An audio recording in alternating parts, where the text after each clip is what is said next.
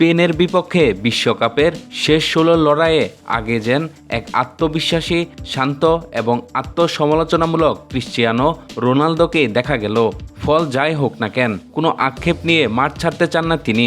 শেষ পর্যন্ত সৃষ্টিকর্তার ইচ্ছার উপর বিশ্বাস রাখছেন ৭ নম্বর জার্সিধারী।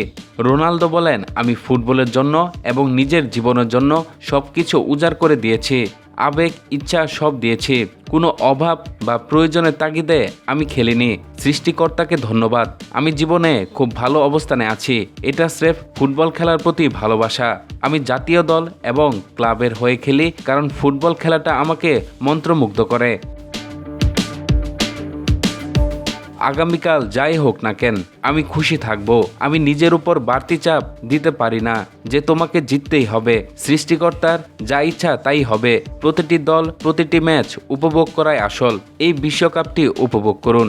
বিশ্বকাপে নিজের পারফরমেন্স নিয়েও আত্মবিশ্বাসী রোনালদো সমালোচনার জবাবে মনে করিয়ে দিলেন, টুর্নামেন্টে এখন পর্যন্ত 3টি গোল করেছেন তিনি। আমার মনে হয় না আমি খুব একটা খারাপ করছি। আমি 3টি গোল করেছি। অন্যরা আরও বেশি করেছে কারণ তারা খুব ভালো করছে, কিন্তু আমি খারাপ করছি না। আমার বিশ্বাস, দেখা যাক আগামীকাল গোল করতে পারি কিনা। শেষ বিশ্বকাপ হওয়ায় স্পেনের বিপক্ষে ম্যাচটাকে চাপ হিসেবে দেখছেন কিনা এই প্রশ্নের জবাবে রোনালদো বলেন, ওরা আসলে চায় আমি যেন আর ফিরে না আসি।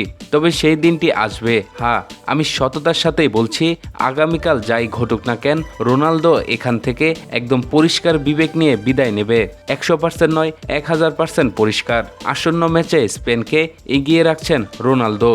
স্পেনের প্রতি আমার একটা বিশেষ দুর্বলতা আছে।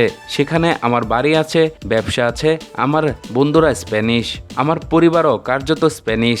স্পেন সবসময় সবকিছু জেতার অন্যতম দাবিদার। তাত্ত্বিকভাবে স্পেনই ফেভারিট, কারণ তারা আগেও জিতেছে এবং পর্তুগালের চেয়ে তাদের শিরোপা বেশি। তবে এখানে ক্লান্তি আছে, চোট আছে, খেলোয়াড়রা আলাদা, গরম আছে। অবশ্য আগামীকাল গরমের সমস্যা হবে না, কারণ আমাদের শীততাপ নিয়ন্ত্রিত ব্যবস্থা থাকবে। স্পেনের বিরুদ্ধে খেলতে আমি পছন্দ করি। আমি বেশ কয়েকবার খেলেছি এবং ম্যাচগুলো সবসময় খুব হাড্ডাহাড্ডি হয়েছে। আগামীকালও তেমনটাই হবে। যারা ম্যাচের খুঁটিনাটি বিষয়গুলো ঠিকঠাক করতে পারবে তারাই জিতবে। আমি আশা করি সেটা পর্তুগাল হবে। আমার তেমনটাই মনে হচ্ছে। বাকিটা আগামীকাল দেখা যাবে।